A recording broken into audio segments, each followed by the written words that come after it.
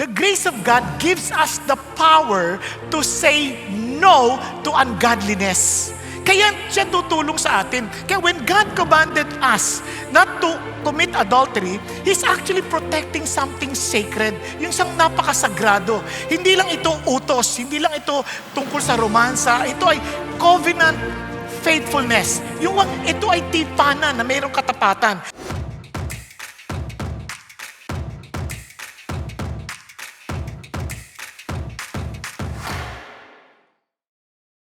Itong ating pag-uusapan has something to do with the basic unit of the society. At ang pillars nito ay ang tungkol sa vow and commitment ng bawat mag-asawa. So kaya importante itong usapin na to. Simulan natin sa kwento na to. May isang lalaki na nawalan siya ng wedding ring habang nagtatrabaho sa labas. At tumigil siya sa lahat ng kanyang ginagawa. Kasi desperado niyang hinahanap yon. Hinahanap niya sa putikhan, hinahanap niya sa damuhan, hinahanap niya sa lupa, lahat ng pwede niyang hanapan. At may nagtanong sa kanya, bakit ka pa nagpapanik para sa singsing lamang? Sabi niya, hindi mo naintindihan, it is not just a ring. Ito ay sagisag ng covenant o tipanan. Ito ay sagisag ng isang pangako. Ito ay sagisag ng katapatan. So itong ring na to ay napakahalaga. It reminds us to be faithful. Doon ko na-realize na itong issue ng utos ng Diyos na ating pag-aaralan is something beyond us. Unless we allow the Holy Spirit and God Himself to work in us, we cannot do this. Kaya nga po, kung maalala ninyo, itong sabi niya, you shall not commit adultery. Nagsimula ito sa verse 1. Sabi niya, I am the Lord your God who delivered you from the slavery in Egypt. Importanteng maintindihan natin yun na niligtas tayo ng Diyos and He wants us to understand na itong kaligtasan mo to by grace and you can also apply this by grace. Hindi to yung parang determinado ako, ayusin ko na yung buhay ko. Hindi. We need to understand na hindi natin to kaya without His power. Ang problema natin, sometimes we try to live the Christian life with our own strength. We were saved by His strength, but we try to sustain it by our own strength. Kaya hindi totoo yun kasi the grace of God gives us the power to say no to ungodliness. Kaya siya tutulong sa atin. Kaya when God commanded us not to commit adultery, He's actually protecting something sacred. Yung isang napakasagrado. Hindi lang ito utos, hindi lang ito tungkol sa romansa. Ito ay covenant faithfulness. Ito ay tipanan na mayroong katapatan. Kasi nabubuhay tayo sa mundo ngayon na ang daling baliin ng mga pangako. Ang daling, parang hindi gawin yung pinapangako natin. Madaling mag-walk away, madaling magpalit, madaling subuko. Kasi ang kultura natin, pag sinabi niya, hindi na ako masaya alis na ako. Ganun na yung mundo ngayon Ang dali, pag napapanood nyo sa sine, parang ang dali lang iwanan nyo asawa, magpalit ng iba. Parang ang dali lahat. If my needs are unmet, I move on. Pag hindi na natatagpuan yan, parang hindi na nami-meet yung mga pangailangan ko, magtutuloy na ako. Sa dami namang lalaki dyan. Sabi ng iba, sa dami namang babae dyan. Bakit ba? Di ba? Ngayon iba naman, dahil matindi itong nararamdaman ko, palagay ko, tama ito. No? Matindi yung aking pagkagusto rito sa tao na to, palagay ko tama to. Hindi yung ating feelings, hindi yan magdidikta ng tama o mali. Ang totoo, itong utos ng Panginoon Diyos is telling us that the very heart of our God, na ang heart niya, ito ay puso ng isang tapat na Diyos. No? Kaya throughout the scripture, makikita ninyo that our God is a God, covenant-keeping God. Yun talagang kung anong pinangako niya, gagawin niya. Kaya po, kahit na maligaw tayo, hahabulin, hahanapin niya tayo. Kaya nakita ko yun sa parable ng lost sheep. Naalala niyo? That he was willing to leave the 99 just to pursue and seek for that lost sheep. And even when people fail, God remains steadfast. Hindi siya nagbabago. Hindi nagbabago yung pagtingin sa'yo. When God saved you, when God saved us, hindi nagbago yung pagtingin niya. He will surely make sure that He will accomplish and perfect what He has started in you. Okay ba yan? Pakisabi sa katabi mo, hindi ka susuko ng Diyos. Kahit natulog ka na, hindi ka isusuko ni Lord. Kaya itong napakaganda. Tingnan niyo sabi ng Deuteronomy. Know therefore that the Lord your God, He is God, the faithful God, who keeps His covenant and His loving kindness to 1,000 generations with those who love Him and keep His commandments. And these commandments teaches us something important. Alamin mo, tandaan mo na ang ating Panginoon Diyos, Siya ang iyong Diyos, tapat at Kanyang gaganapin ang Kanyang tipanan sa iyo. Yung faithfulness ay matters because God Himself is faithful. Kaya mahalaga sa Diyos ang ating katapatan sa isa't isa. Ang ating tatalakayin is no adultery, be faithful. Why? Because God is faithful. May dalawang bagay tayong dapat titignan. Una, the deadly disease. Itong adultery na ito, it's a pandemic na grabing deadly ito. Bakit deadly? This virus is somehow a form of unfaithfulness that rejects God's covenant design. Kasi mayroong dinesign ang Diyos for our good. Kasi sabi ng Bible, it is not good for a man to be alone. So when He created the family, mayroong unang-unang pillar yan. Ano yung pillars niyan? The relationship between husband and the wife. Nagkakaintindihan? So sabi niya, pag ni-reject mo yung design na yan, sakit yan. Sakit yan. At hindi basta sakit, a deadly disease. So, hindi lang yon. Buti na lang, ang Diyos hindi ho siya, iniwan na lang tayo, bahala na kayo, mamatay na kayo dyan. Hindi. He gives us a divine cure. Not just we need to acknowledge the faithfulness of God, but Christ Himself restores us to faithfulness. Kasi hindi natin kayang bumalik. Okay? So, pag-aralan tayo isa-isa. Deadly disease, unfaithfulness, rejects God's covenant design. Now, napansin po ninyo, ang design ng Diyos, unang-una, nung sinabi niyang do not commit adultery, it's very clear that it has something to do with our covenantal relationship. Meron tayong binitiwang tipanan. At similar to do sa tipanan ng Diyos sa Israelita at sa bawat isa sa atin, ganun din yung picture na yan. Kaya yung picture ng relationship natin kay God, parang picture ng mag-asawa. No? Kaya, tingnan niyo po kung gaano kahalaga itong bagay na ito. Sabi ng Bible, itong tipanan na to may basic design. Sabi niya, He answered and said, have you not read that He created them from the beginning, made them what? Male and female. So the idea of this covenant relationship, since God invented marriage, which is the pillar of the family, and the family is the basic unit of the society. Pag ito naayos, okay lang yung Senado na yan. Susunod na yan, bandang huli. Kasi mamamatay din naman sila Di ba? Hindi. What I'm saying, talaga yung next generation will fix it. Tama ako, mamamatay din naman ako. Patapos na rin naman tayo. Pero ang punto ko, parang as we make sure na yung pamilya natin ayos. Pero hindi maayos yan kung yung mag-asawa hindi ayos. Crucial yung mag-asawa kasi yun ang pillar Kaya pag ito ayos, tuloy-tuloy na yan. At yung covenant na yan, hindi natin inimbento yan. It is not a social contract. It is invented by God.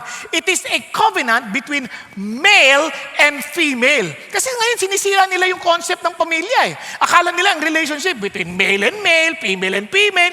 Hindi ganon. Sa simula pa lang, kung naalala nyo, si Adan at si Eva. Di ba? Hindi naman sinabing Madam at Eve, di ba? Hindi naman sinabing Adam and Steve. Talagang maliwanag, Adam and Eve. At hindi lang yon. Ngayon, kahit sino pa, talagang marami. Kaya hindi sinabing Lord, si Adan at si Eva iba. Hindi ganoon. Isa lang. Nasusundan? Parang malungkot na kayo. Kaya sinasabi ng Diyos, teka, ito yung pinakatinan nyo And for this reason, a man shall leave his father and mother and be joined to his wife. God is saying, this is something, a test of loyalty. Yung closest relationship that we have prior to getting married is our relationship with our parents. Tama? Pero sabi niya, iiwan mo na yan. So never allow your in-laws to interfere your relationship na para maging maayos. Nakuha kasi they need to release you to the Lord and have your own life na malaya kayong gagawin para sa purpose ng Diyos. Katinan nyo, and they shall become one flesh. Ibig sabihin, dareho na kayo ng direksyon, hindi na kanya-kanya. Hindi na kayo binata kaya pag kinakasal, alala nyo may mga kandila.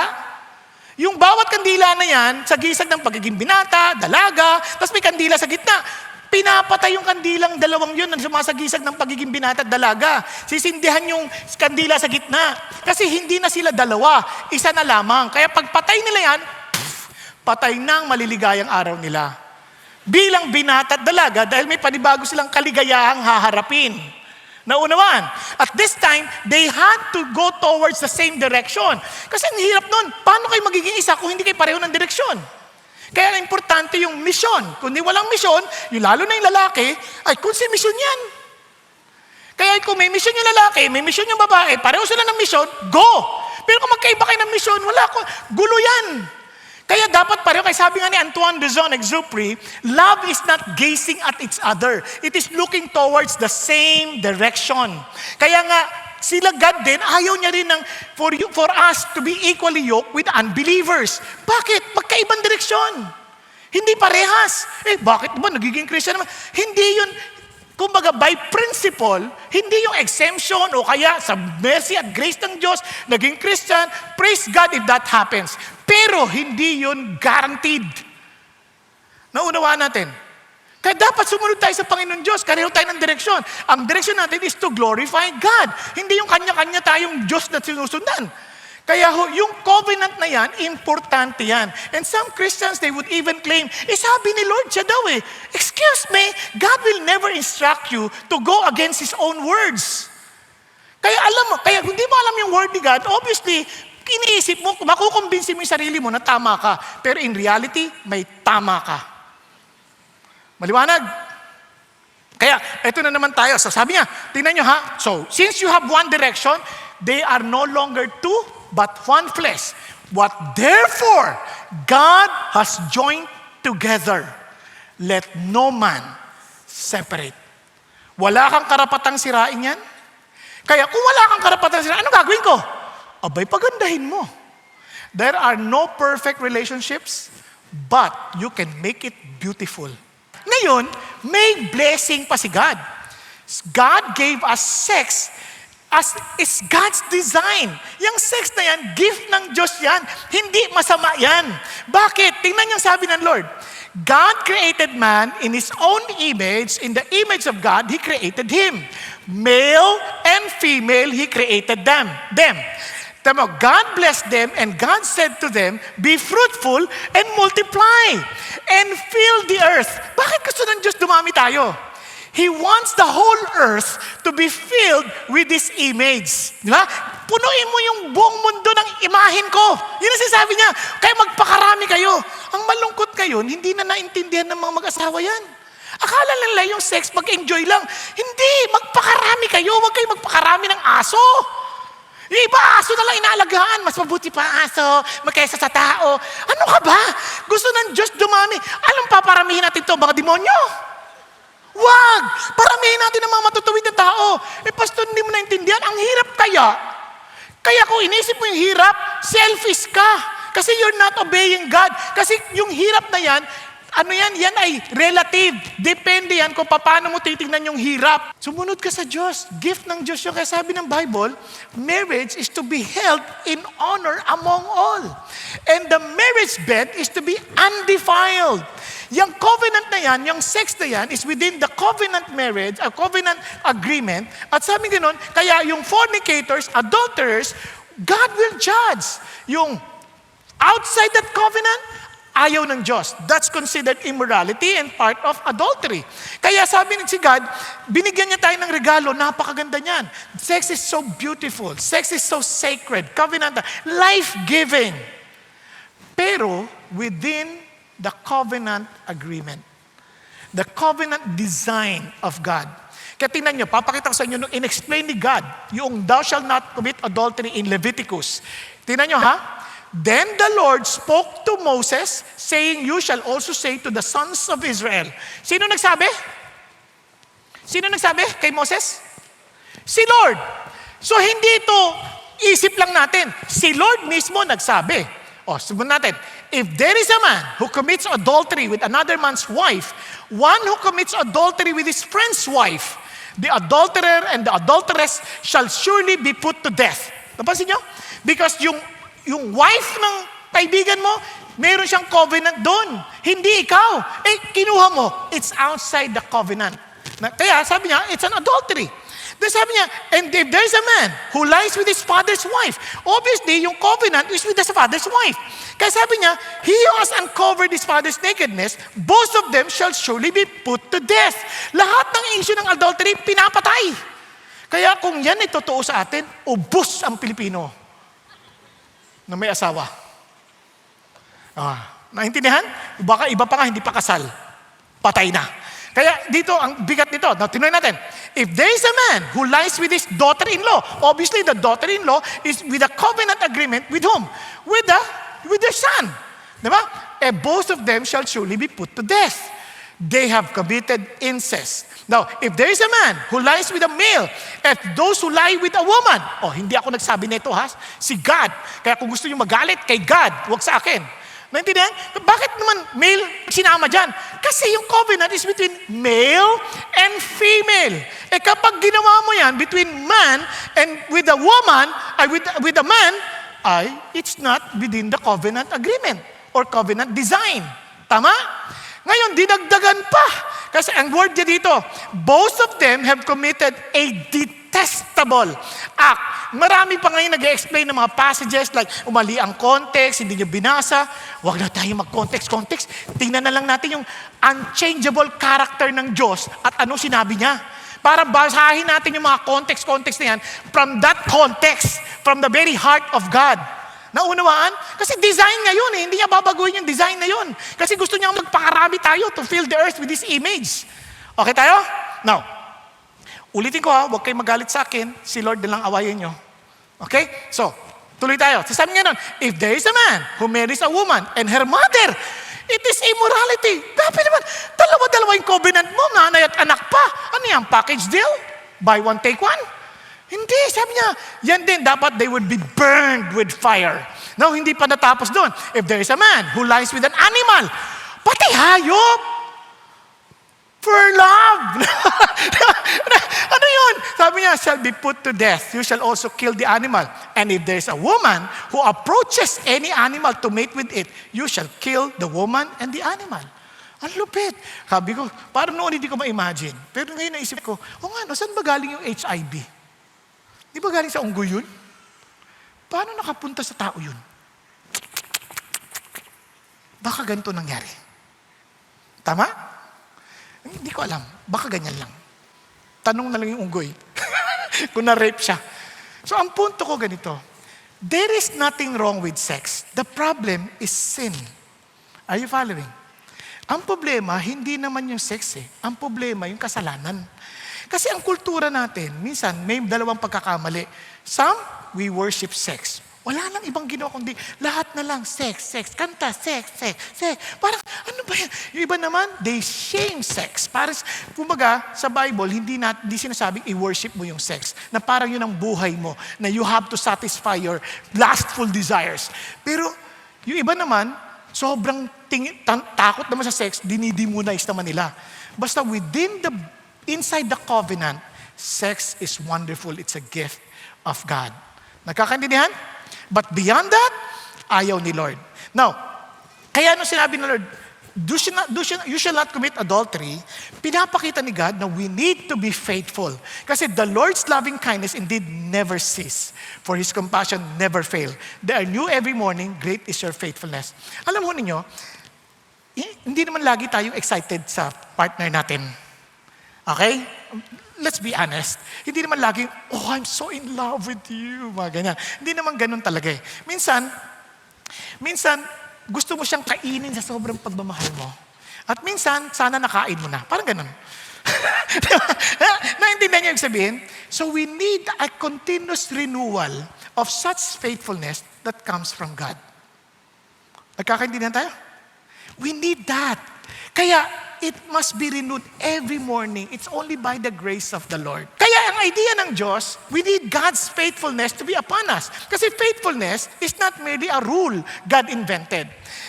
Faithfulness reflects who God is. And God does not merely make covenants. He keeps it. He keeps covenants.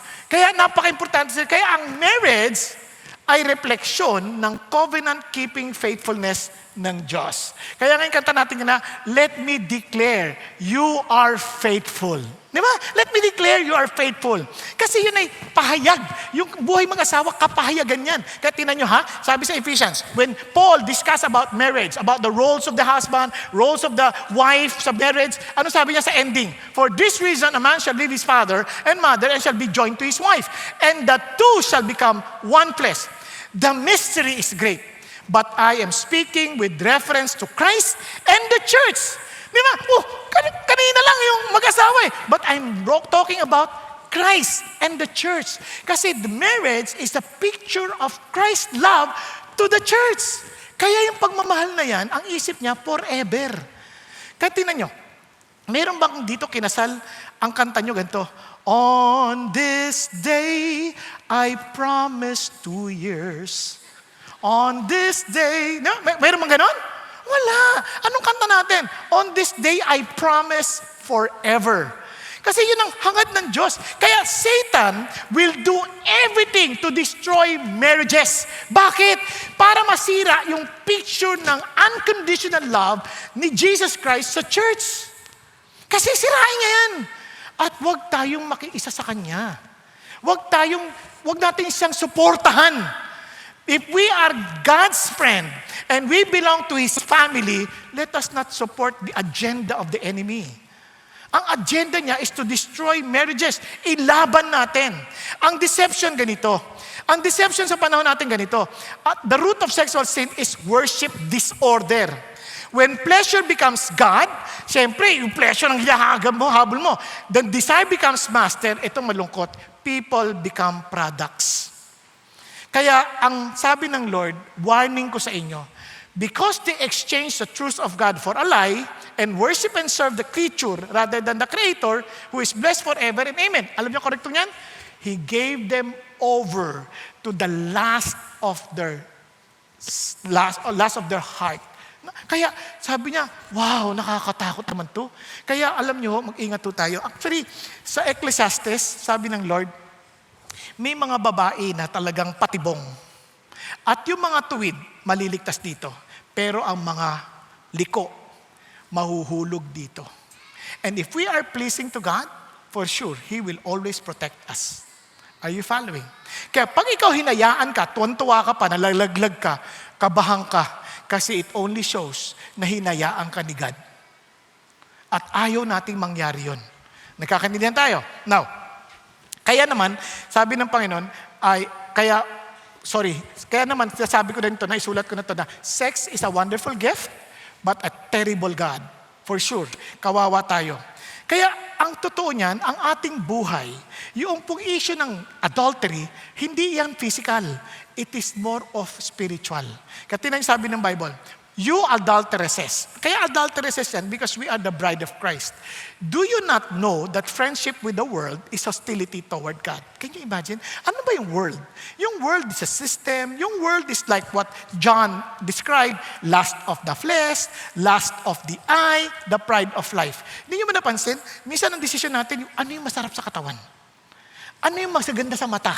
Ano yung nakakayabang? Kaya may mga nag-uusap, pare ko, nadadaya ako, asawa ko, hindi niya ako nahuhuli. Wais kaya ito. Nagyayabang pa! Hindi nila alam, kaaway ka ng Diyos. Kaya hindi mo naintindihan. Kasi, therefore, whoever wishes to be a friend of the world, make himself an enemy of God. Kaya dito, he's talking about what? Divided loyalty. A heart that belongs to God, yet keeps running after other lovers. Kaya ito ang sabi ni Timothy Keller. Maaring sa puso natin, wala na, hindi ako nag-adultery. Pero in reality, yung puso natin malayo na sa Diyos kasi hati yung ating loyalty. Kaya para siyang idol. Is anything so central and essential to your life that should you lose it, your life would feel hardly worth living. May mga tao, ang kanilang Diyos-Diyosan, kanilang mga anak. Huwag lang mangyari ito sa anak ko. Pag nangyari ito, ayoko na kay God. Iba naman, magulang. Pag nawala ito magulang ko, wala na ako saysay. Magpapakamatay na ako. Iba naman, trabaho. You see, our work does not define us. Wala kang trabaho, gumawa kang trabaho. Ang Diyos ang dami papagawa sa atin. Di ba? Kaya napaka-importante nyo, sasabi ng Lord, it can be a family, children, or career, making money, achievement, certain acclaim, saving face or reputation, social standing. It can be a romantic relationship, peer approval. Sa palagay nyo, yung mga desisyon sa Congress, sa Senado, ano nakikita ninyo? Huwag na natin pag-usapan. Ang hirap. It can be a romantic relationship, peer approval, competence and skill, secure and comfortable circumstances, your beauty, your brains, a great political social cause, your morality and virtue, at ito pang magkakagulat, even success in the Christian ministry. Kaya physical adultery often begins with spiritual adultery. Kaya pwedeng success become our idol, pleasure, career, entertainment, approval, relationship, secret desires. Kasi love says, I give myself for you. But lust says, I use you for me. Diba? You see, mayroong isang babae, nagsabi ng ganito eh. Alam mo, sweetheart, pinakasalan kita, sabi niya, for better or for worse, hindi for lunch and dinner. Grabe naman to. Parang ayoko nung gano'n. Basta gusto ko lang yung, hindi gano'n. When we committed ourselves, talagang sinabi na natin na, eto ako sa'yo. I am giving my whole life to you. As I've said, once you get married, you're dead. Forget about yourself. Diba? Kung gusto nyo maging, kaya, yung covenant na to, yung relationship, bagamat ito ay dapat faithfulness, it's not sustained by feelings. It is sustained by our commitment to the covenant. Now, ito pang amazing part. Sabi ng Lord, you had heard. Kasi parang okay na ba? Hindi, God is not after shallow obedience. Sabi niya, you shall not commit adultery, but I say to you that everyone who looks at a woman with lust for her has already committed adultery with her in his heart. Ano sinasabi ng Diyos? Yung adultery, hindi lang yan yung actual na pakikipagtalik sa tao. Ito, yung lust mo, sinasatisfy mo through your imagination. Di ba, kumaga, hindi to tungkol sa temptation, ha? Kasi, sabi nga ni Martin Luther, pwede, yung ibon, hindi mo mapipigilan dumapo sa ulo mo. Pero wag mong hayaang magpugad. Parang labo na. Kaya, yung nangyayari, pinahayaan mo magpugad. Hindi ganon. Kasi, hindi nyo masama na ma-appreciate mo yung beauty ng ibang tao, yung ganda naman niya. Hindi masama yun. Pero yung pagnasahan mo siya, iba na yun. Yun ang sinasabi ni Jesus, you have already committed adultery in your heart. Now, isipin nyo to. Para mapigilan ka, isipin mo na mabuti ganito. If your right eye make you stumble, sabi ng Lord, tear it out and throw it from you. For it is better for you to lose one of the parts of your body than for your whole body to be thrown into hell. O, ganito na lang isipin mo. Ganun ba talaga siya kaganda? Para ipagpalit mo yung kaluluwang madala sa impyerno? For the rest of eternity? Talaga, sigurado ka? Papimili ka. Katawan o impyerno? Kahon. Huwag ka parang kumbaga, ganun ba talaga nakakapogi? Para ipagpapalit mo yung kaluluwa mo? Naman! Di ba? Be wise. Come on. Yung saya na yan, 5 minutes, 10 minutes, 15 minutes. Pero eternity? Wow! Wag naman. Nakuha ninyo? Yun ang sinasabi ng Diyos dito. Wag mong ipagpalit ang mga pansamantalang kasiyahan para sa walang hanggang kaparusahan. Ayaw natin yan. Kaya sabi ng Lord, kaya yung iba, dinidivorce yung asawa para makapag-asawa ng iba. It was said, whoever sends his wife away, let him give her certificate of divorce. But I say to you that everyone who divorces his wife, except for the reason of unchastity, make her commit adultery. And whoever marries a divorced woman, commits adultery. Kasi may mga ganun na, sige, divorce mo na para makapag-asawa ka ng iba. Sabi ng Lord, hindi tama yan. And kaya, tandaan ninyo, yung adultery is more than getting involved with another man or another woman. Now, let me just suggest you, paano natin ito malalagpasan na hindi tayo bumalik? Tama? Naalala niyo po yung babae na nahuli sa adultery? Naalala niyo yun, yung sa John chapter 8? Di ba, naalala niyo, nung dinala siya, sabi gano'n ni Lord, oh Lord, ito nahuli namin, oh. Tapos ang ginawa ni Lord, nagsulat, tama? Alam niyo kung ano yung sinulat niya? Gusto niyo malaman? Sino gusto malaman? Hindi ko rin alam. Ang totoo niyan, it was a gesture. Kasi sa Israel, pag pumunta ka sa temple area, maging sa pavement ng Jerusalem, mga bato yon. And when Jesus wrote something on that stone, He was telling them, I know the law. I wrote the law with my finger, remember? The law was written by the finger of God. I know it. Kaya anyone na walang kasalanan, let him be the first one to throw the stone. Wala. Nagsulat ulit. No, tumayo siya. Nasaan na sila? Wala ho natira. Sabi niya, ako rin, hindi kita kinokondena. Pero itong amazing. Sa sobrang pagmamahal sa atin ng Diyos, hindi niya tayo kinokondena. Pero sa sobrang pagmamahal din ng Diyos, sabi niya, sin no more. Ayaw niya rin tayong manatili sa ating kamalian. Are you following? So anong ating gagawin? So when we are being tempted, remember the instruction of Paul. Now flee from youthful lust and pursue righteousness, faith, love, and peace with those who call on the Lord from a pure heart. You cannot do this on your own. Tandaan ninyo, we are to with those who call on the Lord from a pure heart. When you flee, run with these people. Kaya nga dito, we have small groups. We need to help each other. Sabi ng Bible, carry one another's burden and fulfill the law of Christ. Importante yun. Kaya wag nating ibaliwalain ng bawat isa. We are important. We are to carry one another's. And if ever somebody is caught in a sin, restore that person. Don't condemn. Don't destroy. Restore. Nagkakaninan, yan ang ating puso. Kaya naman, sabi ng Lord, flee from youthful. Paano ang ibig sabihin ng flee? Di ba? Ano yung gagawin natin dapat? First, tingnan nyo, di ba, pursue righteousness, hindi lang basta takbo. Fill yourself with Christ. Kaya sabi ng Bible, let the word of Christ richly dwell within you. Hindi lang din yon. Live with boundaries. Kailangan mag-set tayo ng boundaries. Kasi alam nyo, importante yung boundaries na yon kasi we are weak people. Una-una, I treat older men as father. And I treat younger men as brothers. Kung ako tinatatong tatay, I'll treat you as my child. I will keep that in mind so that I would not go beyond my boundaries. Now, ito, the older women as mothers. Then the younger women as sisters. Look at the words. In all purity. Kung may bagay na question sa akin, I'm asking the Lord, Lord, will you please show me kung meron akong maling motibo? I just want to make sure my conscience is clear. Now, yan, set the boundaries. And of course, exchange lies with truth. Talaga ilagay mo sa isip mo because Satan will tell you, no one will know. But God sees everything. The enemy says, you can manage this sin, but sin destroys. Diba?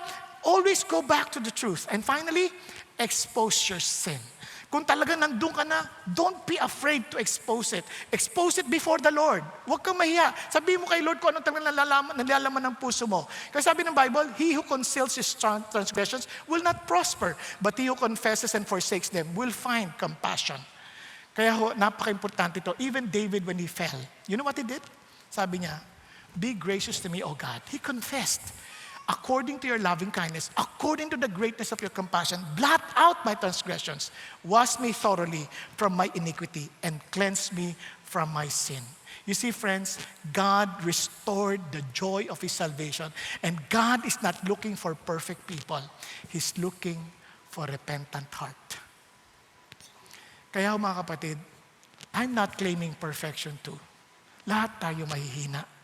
We need the grace of God. But by His grace, we can say no to ungodliness.